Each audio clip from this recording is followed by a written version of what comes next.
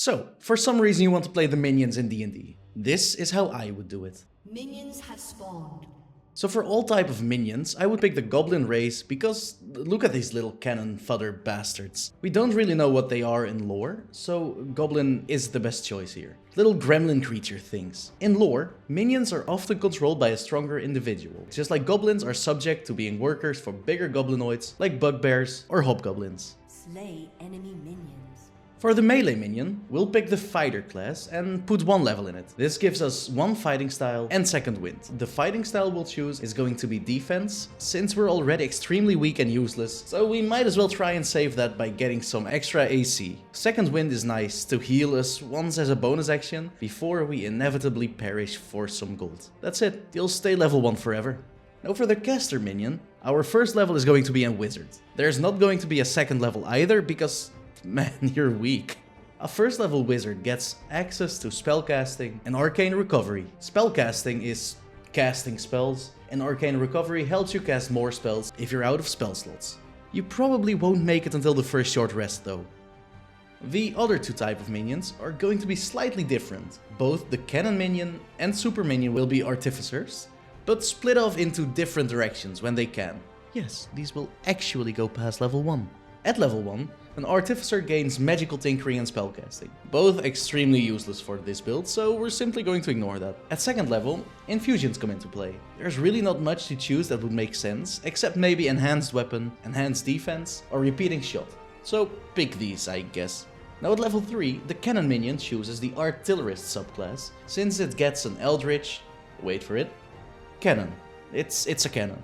You shoot magic from the cannon, just like a cannon minion. The cannon minion story ends here though. The super minion, however, goes armorer, since it's basically wearing a mech suit. At level 3, you get the arcane armor. It gives you a big suit of cool armor, which will be both your armor and your weapon. Also, the armor upgrades to either a ranged weapon or a big melee tank. So we'll go for the melee tank because ranged super minions would be terrifying. So we'll choose the Guardian instead of Infiltrator. It gives us Thunder Gauntlets that deal 1d8 thunder damage on hit, and I guess you can flavor it as this thing. At 5th level, you get extra attack, making you just that little bit more deadly. And that is where the super minion stops. 30 seconds until minions spawn.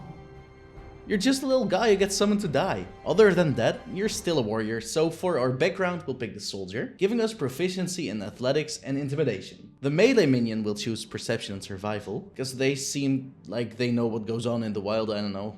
The caster minion will choose Arcana and Insight. Arcana just because they cast spells, and Insight because they always seem to know where the fuck I am going and start attacking me. The cannon minion will choose Perception and Nature. I don't know why, but they need something. And the super minion will choose Perception and Investigation, because they fucking one-shot champions and towers, so they gotta know the weak spots or something.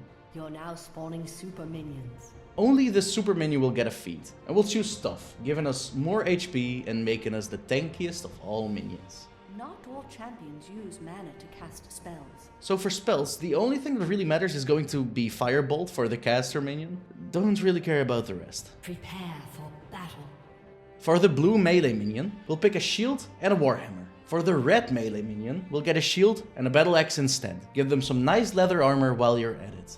The caster minions will get their spellcasting focus and a quarterstaff. They're not getting any armor as they're already wearing a cool wizard cloak. The cannon minion is only going to use his eldritch cannon, but we'll also give him some studded leather armor. And finally, the super minion will obviously wear his big armor suit. He'll also be given a shield and wield one of his thunder gauntlets. A summoner has disconnected. And there you have it, a totally serious build on the League of Legends minions for D&D. I hope you enjoyed, and for the next real video, I'll be building LeBlanc, so subscribe to not miss that. Have a wonderful day, bye bye.